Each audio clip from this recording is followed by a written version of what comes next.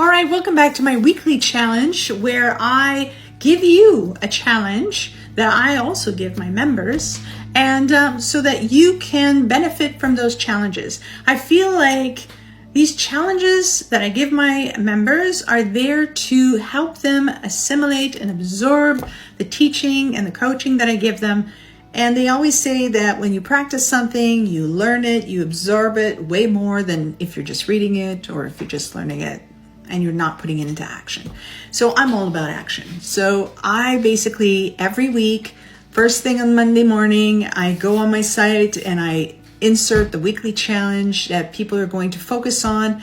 And at the end of the month, if they've done the 4 challenges that usually encompass a theme for the month, then they are entered in a prize giveaway. So I try to give them incentives so that they want to do the actual challenges. So this week's challenge is all about know thy beliefs. What does that mean?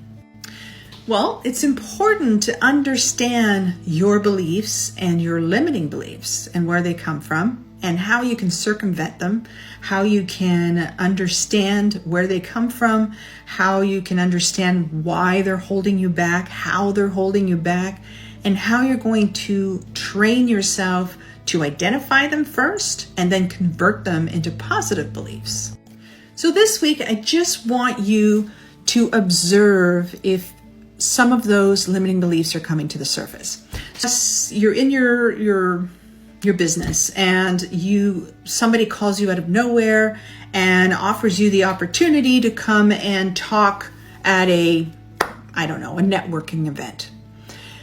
Now, notice the first things that creep up. Is it excitement and confidence and, oh yeah, sure, I'm there. Count on me. I'll be right there. Or is it you say yes, but as soon as you hang up the phone, all these limiting beliefs start creeping up to the surface and you start saying or hearing this monologue in your head. You start thinking like, oh my God, why did I say yes to this? And I can't do this. And I don't know this. And who do I think I am? And those are all limiting beliefs. So all I want you to do this week is to jot it down in your little journal, all of those thoughts. I just want you to observe what comes up to the surface. Are there times where something like I'm not good enough, or imposter syndrome, right? Where you say, oh my God, who the hell do I think I am? Talking about this or knowing anything about this or thinking that I can start a business on my own. I don't know anything about being in business and blah, blah, blah, blah. So I want you to observe those thoughts and to put them in the journal, okay?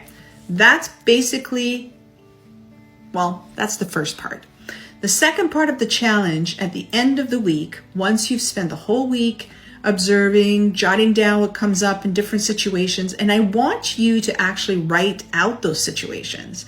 So that situation that I told you about at the beginning, write it down. What was the trigger? Because you need to know what the trigger was when that came up, because you had to have a trigger for something to come up like that.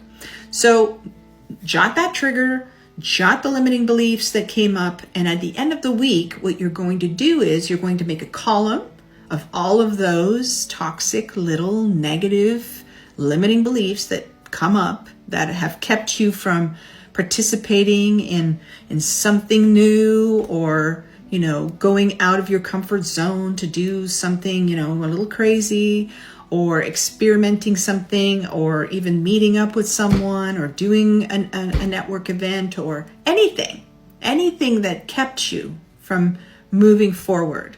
Note it down.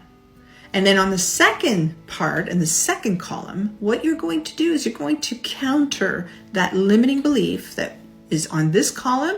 You're going to counter it with a positive affirmation, right? On this side.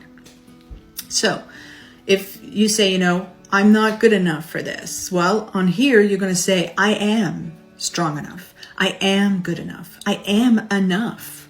I am, good at this. Or I will, I will take that network and I will do a development plan to learn more about the subject. And I will, do you know what I mean? I want a positive counter to that negative phrase. So whatever that phrase is, I want you to come up with its counter positive. And that's what you should have at the end of the week, is those two. So that is the challenge for this week. So do that exercise, come back and tell me in the comments how it went. And if you had some surprises that came up and you're like, I really didn't know that I had that until I observed it and noted it down. And what you'll notice is that there's patterns.